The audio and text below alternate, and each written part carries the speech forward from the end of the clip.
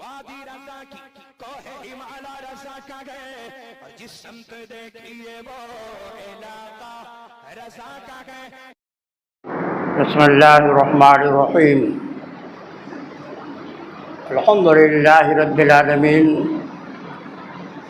والصلاة والسلام علی سید المرسلین وعلی آلہ واصحابہ اجمعین. اما بعد فاعوذ باللہ من الشیطان الرجیم. بسم اللہ الرحمن الرحیم. وَأَتِمُّوا الْحَجَّ وَالْعُمْرَةَ لِلَّهِ صدق اللہ العظیم. وبلغنا رسوله النبی الامین الکریم. ونحن على ذلك لمن الشاہدین والشاکرین والحمد للہ رب العالمین. معزز سامعین، نوجوان دوستو، عزیز بچوں، آئیے پہلے مراد مل کر آقائے دو جہاں، شہنشاہ کون و مکان، رحمت عالم، روح فضا صلی اللہ تعالیٰ علیہ وسلم کی بارگاہ ناز میں ہدیہ درود و سلام پیش کر لیں. اللہم صلی علی سیدنا و نبینا مولانا محمد کما تحب ترضی بأن نصلی علیہ صلاۃ و سلام علیک یا رسول اللہ. معزز سامعین، اللہ کا فضل ہے کہ ان سال حج و زیارت کے لیے ہمارے بہت سے تلامذہ شاگرد روانہ ہو رہے ہیں. مفتی سید اسد رضا قادری اپنی والدہ کے ساتھ، عزیز گرامی مولانا حافظ فرحان حسین اپنی والدہ کے ساتھ بھی حج کے لیے روانہ ہونے والے ہیں. بہت سے ہمارے دوست و احباب ہیں جو حج و زیارت کے لیے جا رہے ہیں. اس لیے آج کی تقریر مسائل حج سے متعلق ہوگی اختصار کے ساتھ. اگرچہ ہمارے دونوں تلامذہ پوری تیاری کتابوں کو پڑھ کے کر چکے ہیں، مگر زبانی خطاب سننے کے بعد جو دماغ میں محفوظ ہو جاتا ہے، عموماً کتابوں کے پڑھنے کے بعد وہ محفوظ نہیں رہتا. معزز سامعین، پہلے آپ یہ سمجھیے حج کہتے کس کو ہیں، حج کی تعریف کیا ہے. تمام فقہاء اسلام نے حج کی تعریف یہ فرمایا ہے: نیت کے ساتھ خانہ کعبہ کی تعظیم کے لیے، زیارت کے لیے جانا، اس کے ساتھ افعال مخصوصہ بھی ہوں اور اوقات مخصوصہ میں جانا. اوقات مخصوصہ کا مطلب شوال، ذی قعدہ، عشرہ ذو الحجہ ہے، یعنی اسی میں آدمی حج کی نیت سے روانہ ہوگا. یہ ہیں اوقات مخصوصہ. افعال مخصوصہ کیا ہیں؟ احرام باندھنا، تلبیہ پڑھنا، خانہ کعبہ کا طواف کرنا، طواف سے فارغ ہو کر 2 رکعت نماز طواف پڑھنا، صفا مروہ کی سعی کرنا، سر منڈا کے احرام کھول دینا. یہ ہو گیا عمرہ. عمرہ میں صرف 4 کام کیے جاتے ہیں. نمبر 1، احرام باندھنا. نمبر 2، خانہ کعبہ کا طواف کرنا. طواف سے فارغ ہو کر کے 2 رکعت نماز ادا کرنا. خوب آب زمزم پیجیے، پھر صفا مروہ کے صحیح کر لیجیے، سر منڈا کر یا بال کتروا کر احرام کھول دیجیے، آپ کا عمرہ ہو گیا. عمرہ میں صرف کام ہوتے ہیں، 4 کام ہوتے ہیں: احرام، خانہ کعبہ کا طواف، صفا مروا کی صحیح اور سر مڈا کر کے یا بال کتروا کے احرام کھول دینا، یہ ہے عمرہ۔ عمرہ یہ سنت مؤکدہ ہے۔ عمرہ سے بھی گناہ معاف ہوتے ہیں، بلکہ آقا کائنات صلی اللہ علیہ وسلم نے ارشاد فرمایا ماہ رمضان میں عمرہ کرنا میرے ساتھ حج کرنے کے برابر ہے۔ جو آپ 5 دنوں کے علاوہ سال میں جب چاہیں عمرہ کر سکتے ہیں، مگر جو ماہ رمضان میں عمرہ کرنے کی فضیلت ہے وہ دیگر دنوں میں نہیں۔ یہ ہو گیا عمرہ۔ ہندوستان سے جو حجاج روانہ ہوتے ہیں عام طور سے یہ حج تمتع کرتے ہیں۔ حج کے 3 قسمیں، حج افراد، حج تمتع، حج قران۔ قران سب سے مشکل ہوتا ہے، حج افراد بھی آسان ہے۔ حج تمتع میں یہ ہوتا ہے کہ سفر ایک ہوتا ہے اور نیت 2 ہوتی ہے، یعنی پہلے آپ عمرہ کریں گے، عمرہ سے فارغ ہو جانے کے بعد جب ذوالحجہ کی 8ویں تاریخ آئے گی تو پھر آپ حج کا احرام باندھیں گے۔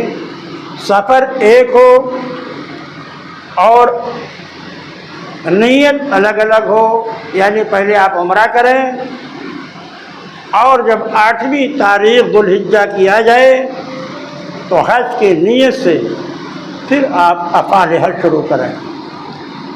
اس کو تمتع کہتے ہیں۔ ہندوستان سے جو حجاج جاتے ہیں عام طور سے وہ تمتع ہی کرتے ہیں۔ اگر آپ کی روانگی لکھنؤ سے ہے، دہلی سے ہے، مدراس سے ہے، چنئی سے ہے اور آپ ڈائریکٹ مدینہ جا رہے ہیں، جدہ آپ کو نہیں جانا ہے، ڈائریکٹ آپ کا فلائٹ مدینہ جا رہا ہے، تو پھر آپ کو ایئرپورٹ سے احرام باندھنے کی کوئی ضرورت نہیں ہے۔ بغیر احرام کے آپ طیارہ کے ذریعے مدینہ پہنچیں گے۔ مدینہ طیبہ میں عام طور سے حجاج کو کمیٹی 8 یا 9 دن تک کے ٹھہراتی ہے تاکہ وہ مسجد نبوی میں 40 نمازیں ادا کر لیں، جس کی بڑی فضیلت ہے۔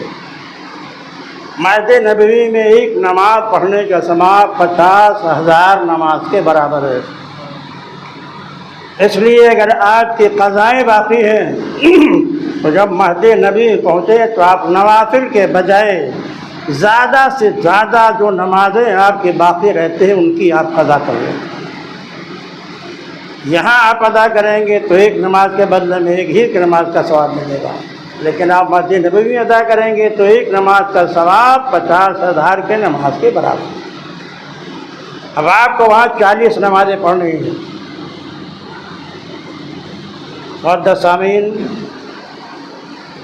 8ویں یا 9ویں دن اب آپ کی وہاں سے روانگی ہونا ہے مسجد حرام کے لیے، مکہ شریف کے لیے۔ تو ایک سنت آپ کو یہ مل جائے گی کہ آقا کائنات صلی اللہ علیہ وسلم جب 1,24,000 صحابہ کرام کے ساتھ حجۃ الوداع میں تشریف لے گئے تھے تو مدینہ کے باہر ایک مقام ہے مسجد ذوالحلیفہ، جس کو بیر علی بھی کہا جاتا ہے، وہیں سے سرکار نے احرام باندھا تھا۔ اب آپ جب مدینہ سے 9ویں دن روانہ ہوں گے تو مسجد ذوالحلیفہ وہاں سے تھوڑی دور ہے، وہاں پر احرام کے سارے انتظامات حکومت کی طرف سے ہوتے ہیں۔ غسل کیجیے، احرام باندھنے سے پہلے غسل کیجیے، خوشبو لگائیے، سلا ہوا کپڑا اپنے جسم سے اتار دیجیے، ایک چادر اور ایک تہبند جو بے سلا ہوا ہو اسے آپ پہن لیجیے۔ پہننے کے بعد آپ 2 رکعت نماز احرام پڑھیے مسجد ذوالحلیفہ میں، سر ڈھانک کر کے آپ پڑھیں گے۔ جیسے آپ سلام پھیریں گے آپ کا سر کھل جائے گا اور آپ نیت کریں گے نویت العمرۃ للہ فتقبلها منی ویسرها لی، اے اللہ میں نے عمرے کی نیت کی، اسے قبول فرما دے اور میرے لیے آسان فرما دے۔ اب آپ کا سر کھل گیا، آپ حالت احرام میں آ گئے۔ جب تک آپ عمرہ سے فارغ نہیں ہوں گے احرام کے سارے تقاضوں کو آپ کو پورا کرنا ہے۔ آپ محرم ہو گئے، نیت نماز سے فارغ ہو کر زور سے پڑھیے لبیک اللہم لبیک لبیک لا شریک لک لبیک ان الحمد والنعمت والملک لا شریک لک۔ یہ ہے تلبیہ جسے کثرت سے آپ کو پڑھنا ہے، چلتے پھرتے اٹھتے بیٹھتے نمازوں کے بعد، ایک دوسرے قافلے سے ملاقات کرتے وقت، پہاڑی سے اترنے کے بعد، پہاڑی پہ چڑھنے کے بعد، حاجیوں کی جماعت حاجیوں سے ملے، اس وقت تلبیہ کو بلند آواز سے پڑھیں۔ تلبیہ سے پوری فضا گونج اٹھے۔ معزز سامعین، اب آپ پہنچے مکہ مکرمہ، تو اب حالت احرام میں ہیں۔ اب احرام کے سارے تقاضوں پر عمل کرنا ہے آپ کو، تو کوشش کیجیے جتنی جلدی ہو سکے سامان کو ڈیرے میں رکھیے اور فوری طور پر خانہ کعبہ چلے جائیے۔ خانہ کعبہ پہ پہلی نظر پڑے۔ حدیث شریف میں ہے کہ جب خانہ کعبہ پہ پہلی نظر پڑتی ہے تو جو دعائیں کی جاتی ہیں اللہ اسے فوراً قبول فرما لیتا ہے۔ اس لیے آپ جو دعا چاہے کہیں کریں، لیکن علماء نے بتایا ہے کہ بہتر یہ ہے کہ جب خانہ کعبہ پر پہلی نظر پڑے تو آپ یہ دعا کریں، اے اللہ میری ہر نیک دعا کو قبول فرما لے۔ اب اس کے بعد جو بھی نیک دعائیں کرتے چلے جائیں گے انشاءاللہ بارگاہ رب میں وہ قبولیت کا شرف حاصل کرتا رہے گا۔ آپ داخل ہو گئے مسجد حرام میں۔ مسجد حرام میں طواف کہاں سے شروع کریں گے؟ خانہ کعبہ کے گوشے میں حجر اسود لگا ہوا ہے، جس کی یہ خصوصیت ہے کہ جو مومن خانہ کعبہ میں پہنچ کر حجر اسود کو بوسہ دیتا ہے یا اس کا استلام کرتا ہے، مجمع کثیر میں آپ بوسہ نہیں دے سکتے، دور سے ایسے ہاتھ اٹھائیے، تکبیر پڑھیے اور اپنے ہاتھوں کو بوسہ دے دیجیے۔ اس کی یہ خصوصیت ہے کہ مومنوں کے گناہوں کو سلب کر لیتا ہے۔ جب حضرت آدم علیہ السلام کے ساتھ حجر اسود آیا تھا تو دودھ سے بھی زیادہ سفید تھا، لیکن لوگوں کے گناہوں کو سلب کرتے کرتے وہ سیاہ ہو گیا۔ جب حضرت آدم کے ساتھ آیا تھا تو اس کی روشنی پھیلتی تھی، جہاں تک روشنی اس کی پھیلتی تھی وہ پورا حصہ حدود حرم میں ہے۔ معزز سامعین، حکومت نجدیہ نے، سعودیہ نے اب ٹھیک حجر اسود کے سامنے ایک سبز رنگ کا ٹیوب لگا دیا ہے۔ پہلے ایک ہرا خط کھینچ دیا گیا تھا تاکہ حاجیوں کو معلوم ہو کہ یہیں پر کھڑے ہو کر مجھے طواف کی نیت کرنا ہے۔ وہ خط بالکل حجر اسود کے محاذات اور سامنے میں تھا، لیکن اب وہ خط مٹا دیا ہے۔ ٹھیک حجر اسود کے سامنے دور پر ایک سبز لائٹ لگا دیا ہے جو حاجیوں کو اس بات پہ اطلاع دیتا ہے کہ آپ یہاں آئیے اور حجر اسود کی طرف رخ کیجیے، اور حجر اسود کی طرف رخ کر کے طواف کی نیت کر کے اس طرح چلیے کہ خانہ کعبہ آپ کے بائیں طرف ہو۔ دروازہ جس طرف خانہ کعبہ کا ہے اسی طرف سے آپ کے طواف کا آغاز ہوگا، اور جو طواف کریں گے آپ وہ حتیم کعبہ کے بعد سے کریں گے، حتیم کعبہ کے اندر نہیں، کیونکہ وہ 6 ہاتھ جو خانہ کعبہ کی زمین چھوٹی ہے وہ خود کعبہ میں داخل ہے، لہذا اگر اس کے اندر سے آپ نے طواف کیا تو وہ طواف شمار نہیں کیا جائے گا، اس لیے حتیم کعبہ کے باہر سے آپ طواف کریں۔ جب آپ طواف کرتے ہوئے رکن یمانی پہ آئیں گے تو جس کونے پر رکن حجر اسود ہے اس سے پہلے جو کونا پڑتا ہے اس کو رکن یمانی کہا جاتا ہے۔ رکن یمانی کو بوسہ دیجیے، پھر آپ حجر اسود کے پاس آئیے۔ اب آپ کا ایک طواف ہو گیا۔ اسی طرح آپ کو 7 طواف کرنا ہے۔ جب آپ 7ویں طواف سے فارغ ہو جائیے تو 2 رکعت نماز طواف ادا کیجیے مقام ابراہیم پر۔ قرآن کہتا ہے واتخذوا المقام ابراہیم مصلی، مقام ابراہیم کو جائے نماز بنا لو۔ وقت کم ہے ورنہ میں سمجھاتا ہے کہ مقام ابراہیم کیا ہے۔ میں بھی صرف افعال حج اور عمرہ آپ کے سامنے بیان کرنا چاہتا ہوں اختصار کے ساتھ، تاکہ یہ واٹس ایپ پہ چل جائے گا تو بہت سے حجاج اور معتبرین کے لیے ان کو سہولت ہوگی۔ طواف سے فارغ ہو گئے، اب 2 رکعت نماز طواف پڑھ لیجئے، خوب پیٹ بھر کر کے آب زمزم پیجیے۔ آقا نے فرمایا ہے کہ آب زمزم غذا بھی ہے اور دوا بھی ہے۔ وہ غذا کا بھی کام کرتا ہے، بیماریوں سے دوا کا بھی کام کرتا ہے۔ جب تک رہیے وہاں حرم شریف میں خوب آب زمزم پیتے رہیے۔ طواف آپ کا ہو گیا، نماز آپ پڑھ چکے، اب دھیرے دھیرے آپ جائیے صفا پہاڑی پر۔ صفا پہاڑی ایسے ڈھلان ہے، آہستہ آہستہ آپ جائیے، صفا کے اس حصے پہ پہنچیے جہاں سے خانہ کعبہ صاف نظر آتا ہے۔ خانہ کعبہ کی طرف ہاتھ اٹھا کر دعا مانگیے، وہاں بھی دعائیں قبول ہوتے ہیں۔ اور پھر آپ سعی کی نیت کیجیے اور پھر وہاں سے دھیرے دھیرے اتر کر کے آئیے، کیونکہ وہ ڈھلان ہے۔ جب آپ مسیل میں پہنچ جائیں گے جہاں زمین برابر ہے تو وہاں پر حکومت کی طرف سے 2 سبز ٹیوب لائٹ لگا دیے گئے ہیں۔ پہلے سے سبز ٹیوب لائٹ سے آپ تیز تیز چلنا شروع کریں گے، جس کو صحیح کہا جاتا ہے۔ تیز تیز چل کر کے آپ جائیں گے دوسرے ٹیوب لائٹ تک، کہ درمیان میں صحیح کرنا ہے آپ کو۔ یہ تیز تیز چلنا یہ صرف مردوں کے لیے حکم ہے، عورتوں کے لیے نہیں۔ عورتیں صحیح کریں گی مگر وہ اطمینان کے چال کے ساتھ چلیں گی۔ اب آپ دوسرے سب ٹیوب لائٹ پہ پہنچ گئے تو اب دھیرے دھیرے مروہ پہاڑی پہ چڑھیے، مروہ کے اس حصے پہ پہنچیے جہاں سے کعبہ صاف نظر آتا ہے، تو وہاں بھی دعا مانگیے۔ صفا سے آغاز ہوگا صحیح کا، مروہ پر اختتام ہوگا، 4 چکر لگانا ہے۔ اب آپ طواف بھی کر چکے، صفا مروہ کی صحیح بھی کر چکے، اب آپ مسجد کے باہر چلے جائیے۔ بہت ساری دکانیں ہیں، جس سال میں گیا تھا اس سال میں 5 ریال لیا جاتا تھا، اب شاید بھائیوں نے بڑھا دیا ہے۔ آپ اپنے سر کو منڈا دیجیے، آپ کا عمرہ ادا ہو گیا، احرام کھل گیا۔ اب آپ بغیر احرام کے پھر اسی لباس میں آ جائیں گے جو آپ پہنے ہوئے ہیں۔ جتنا زیادہ ہو سکے آپ سے اس درمیان میں 8ویں ذی الحجہ تک خوب خانہ کعبہ کا طواف کیجیے۔ مسجد حرام میں تحیۃ المسجد نہیں ہے، وہاں تحیۃ المسجد کے قائم مقام خانہ کعبہ کا طواف ہے۔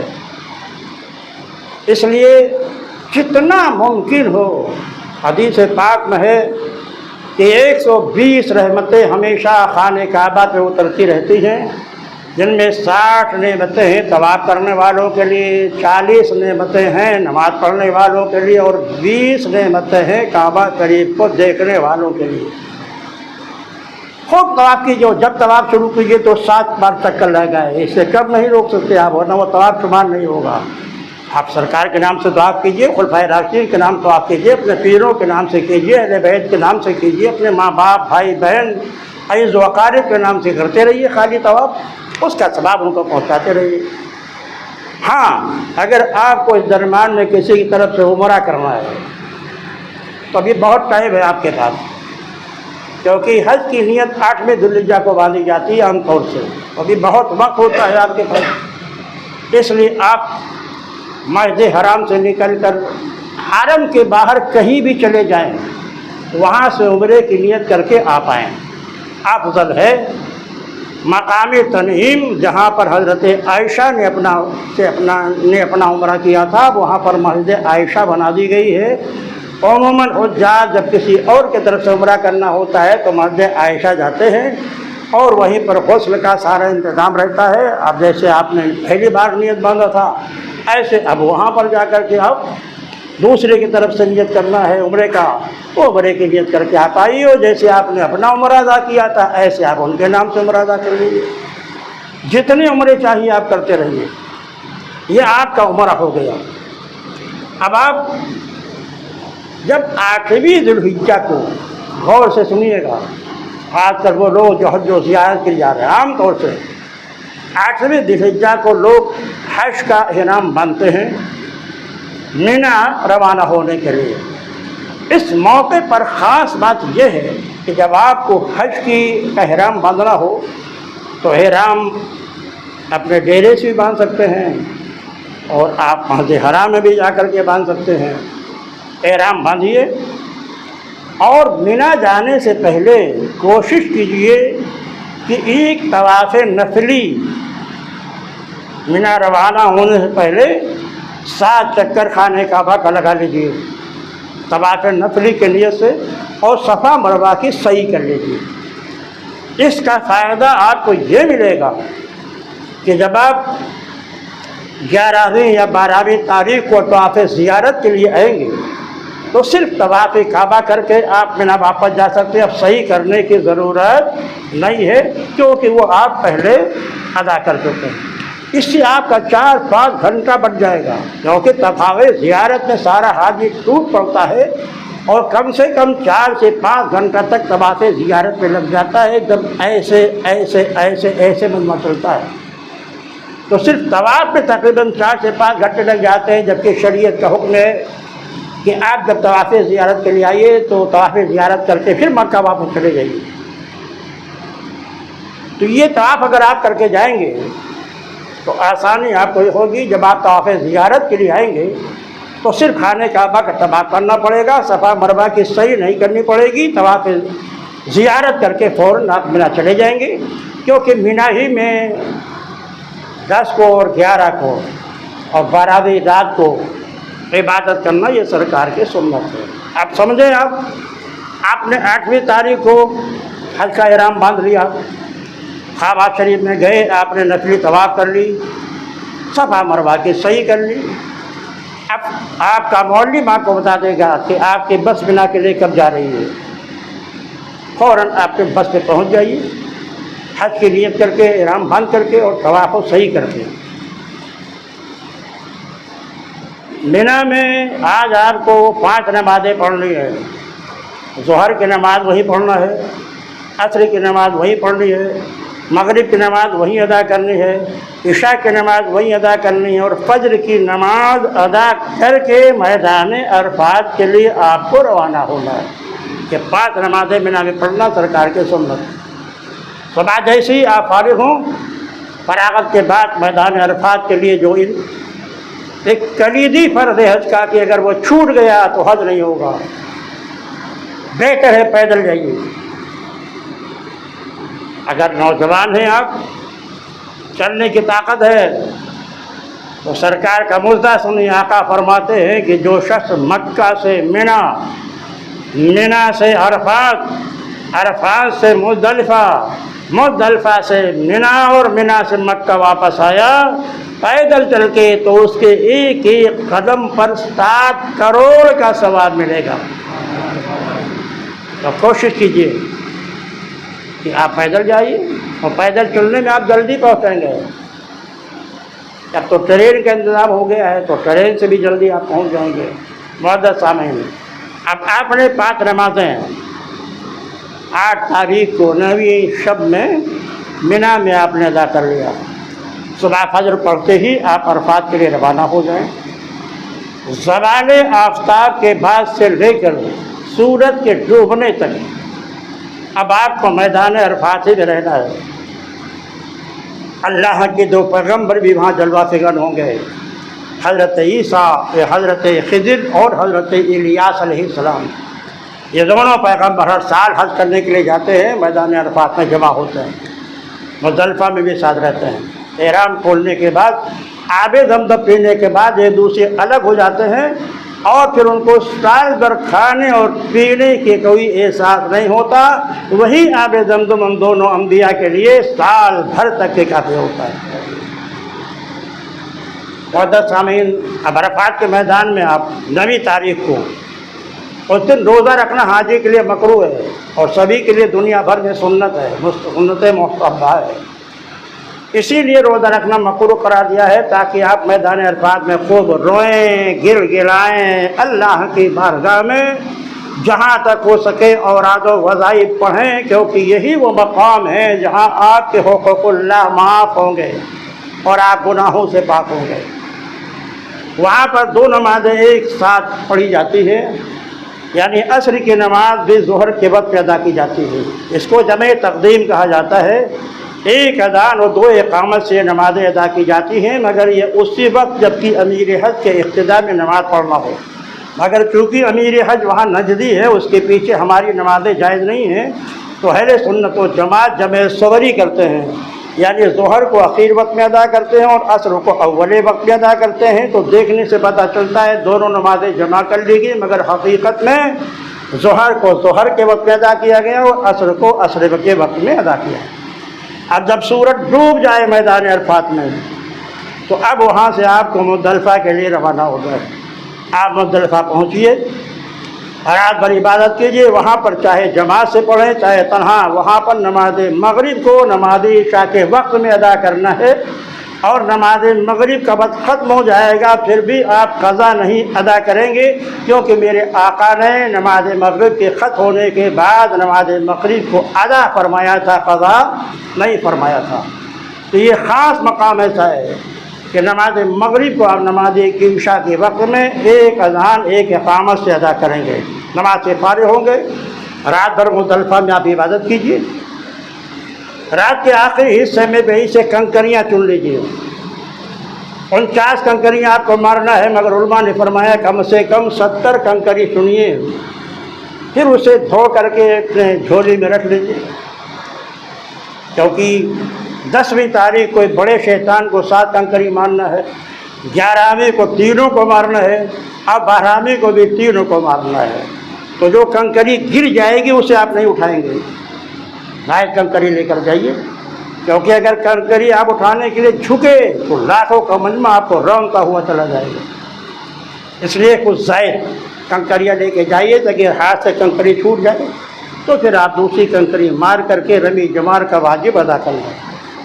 یہیں پہ کنکریاں چن لیجیے، دھو کر کے اپنے جھولے میں رکھ لیجیے۔ مزدلفہ میں نماز فجر کا وقت اول وقت میں ادا کیا جاتا ہے، یعنی جیسے ہی نماز فجر کا وقت ہوگا فوراً نماز فجر ادا کر لیجیے، اور پھر کچھ دیر تک بیٹھ کر ذکر و اذکار عبادت مشغول رہیے اور دعائیں کرتے رہیے۔ یہ وہ مقام ہے جہاں پر حقوق العباد معاف ہوتے ہیں۔ میدان عرفات میں حقوق اللہ معاف ہوئے تھے، میدان مزدلفہ میں حقوق العباد معاف ہوں گے، اور آپ گناہوں سے اگر آپ کو حج مبرور مل گیا تو ایسے ہو جائیں گے جیسے آدھی آپ ماں کے پیٹ سے پیدا ہوئی، سارے گناہ ختم۔ اب آپ جب سورج نکلنے کے قریب آئے، نکلنے کے بعد نہیں، خوب روشنی ہو جائے تو سورج کے نکلنے کے قریب ہی، اسے نکلنے سے پہلے وہاں سے منا چلے جائیے، بالکل ملا ہوا ہے وہاں سے منا، پیدل جانے میں بہت آسانی ہے۔ آپ منا پہنچیے، اور پھر زوال سے پہلے پہلے ایک بڑے شیطان کو صرف کنکری مارنا ہے۔ حاجیوں پر عید اضحیٰ کی نماز نہیں ہے کیونکہ ان کی مصروفیت یہ ہوتی ہے۔ منا پہنچے آپ، بڑے شیطان کو آپ کنکری ماریے، کنکری مارنے کے بعد بڑے شیطان کو آپ آئیے، جس کو آپ نے قربانی کرنے کے لیے اجازت دی ہے اس سے وقت لے لیجیے کہ آپ ہماری قربانی کس وقت ادا کریں گے۔ جب وہ بتائے کہ آپ کی قربانی 1 بجے یا 1:30 بجے یا 2 بجے ہوگی تو قربانی ہونے کے بعد پھر سر مڈائیے، اور سر مڈانے کے بعد احرام کھل گیا آپ کا۔ اب آپ اسی لباس پہ آ جائیں گے جو لباس آپ پہنے ہوئے ہیں، غسل کیجیے، خوشبو لگائیے، ایک نیا جوڑا بنا کے رکھ لیجیے طواف زیارت کے لیے، پھر وہ نیا جوڑا پہنیے، خوشبو سے اپنے آپ کو بسا لیجیے، پھر طواف زیارت کے لیے آپ منا سے مکہ آئیے۔ آپ کو بتا چکے ہیں کہ چونکہ جانے سے پہلے آپ نے طواف نفلی اور صحیح کر لیا تھا، اس لیے اب آپ طواف زیارت کے لیے آئیں گے جب تو آپ کا بہت وقت بچ جائے گا، کیونکہ آپ کو صحیح نہیں کرنا ہے، صرف طواف کرنا ہے۔ طواف کر کے فوراً مینا کے لیے آپ کو روانہ ہو جانا ہے، پھر وہیں رہنا ہے۔ طواف زیارت کے لیے بڑی تاکید ہے، یہ 11 کو 10 کی رات میں یا 11 کو دن میں یا 12 کی رات میں یا 12 کے دن میں ہو جانا چاہیے، ان 4 دنوں میں۔ یہ آخری حد کا فرض ہے، وہ ادا ہو گیا آپ کا۔ معزز سامعین، اب دوسرے دن مینا میں آپ کو تینوں شیطانوں کو کنکری مارنا ہے زوال کے بعد۔ پہلے دن زوال سے پہلے مارا تھا آپ نے، اور دوسرے دن زوال کے بعد ماریں گے۔ پہلے شیطان کو جس کو جمر اولا کہا جاتا ہے، دوسرے شیطان کو جسے جمر وسطیٰ کہا جاتا ہے، آخری شیطان کو جسے جمر حقبہ کہا جاتا ہے۔ تینوں کو مار کر پھر اپنے ڈیرے میں چلے آئیے، عبادت مشغول رہیے۔ پھر 12ویں تاریخ کو پھر تینوں شیطان کو زوال کے بعد مارنا ہے، پہلے کو بھی اور دوسرے کو بھی اور تیسرے کو بھی۔ عورتیں اگر ہیں یا کمزور لوگ ہیں تو علماء نے ان کو اجازت دی ہے کہ وہ رات میں بھی جا کر کنکری مار سکتے ہیں۔ بھیڑ بہت زیادہ ہوتی، مینا کو سے آپ سنتے رہتے ہیں یہ حادثہ ہو گیا وہ حادثہ ہو گیا، تو وجہ یہ ہے کہ جو لوگ نہیں جانتے وہ سب نیچے ہی والے شیطان کو کنکری مارنے کے لیے چلے جاتے ہیں، پورا مجمع وہی اکٹھا ہو جاتا ہے، جبکہ 3 منزلہ بنا ہوا ہے، لفٹ لگا ہوا ہے۔ آپ دوسرے منزل سے جا کر یا تیسرے منزل سے جا کے ماریں گے تو بہت آسانی سے مار لیں گے اور آپ واپس وہاں چلے آئیں گے۔ تو 11 کو بھی مارا آپ نے، 12 کو مارا۔ 12 کو یہ تاکید ہے کہ جب شیطان آخری شیطان کو کنکری ماریے تو وہیں سے فوراً اپنے ڈیرے پہ مکہ چلے آئیے۔ اب آپ کو صرف ایک طواف باقی رہ گیا ہے، پورا افعال حج آپ کے ادا ہو گئے، جس کو طواف وداع کہا جاتا ہے۔ طواف وداع میں ہے کہ آپ کا مولم آپ کو بتا دے گا کہ آپ کا فلاں تاریخ کو ہے اور آپ کو جدہ فلاں تاریخ کو اتنی بجے بس لے کر کے جائے گی۔ آپ اپنے سارے سامان کو سمیٹیے، باندھ کر کے رکھ دیجئے، اور اس کے بعد آخری طواف کرنے کے لیے خانہ کعبہ تشریف لے جائے، جس کو طواف وداع کہا جاتا ہے۔ یہ صرف میقات سے باہر رہنے والوں کے لیے ہے، مکی کے لیے نہیں ہے طواف وداع۔ آپ جائیے، خانہ کعبہ کا طواف کیجیے 7 مرتبہ، طواف سے فارغ ہو کر خوب آب زمزم پی لیجیے، نماز طواف پڑھ لیجیے، پھر نہایت حسرت، افسوس اور غم اور دھوتے ہوئے خانہ کعبہ کو دیکھتے ہوئے الٹے قدم چلیے۔ یہ پتہ نہیں زندگی ہماری وفا کرتی ہے کہ نہیں، اور اللہ کے گھر کی دوبارہ زیارت ہمیں ملتی ہے۔ یہ غم، یہ رنج لے کر کے اور آنکھوں سے آنسو بہاتے ہوئے اگر ہو سکے تو الٹے قدم آپ کعبہ کو دیکھتے ہوئے پلٹتے جائیے یہاں تک کہ کعبہ آپ کے نظروں سے اوجھل ہو جائے۔ پھر آپ اپنے ڈیرے پہ پہنچیے اور پھر اپنے سامان کو لا دیے، وہاں سے جدہ اور جدہ سے ہندوستان کے لیے واپس ہوں گے۔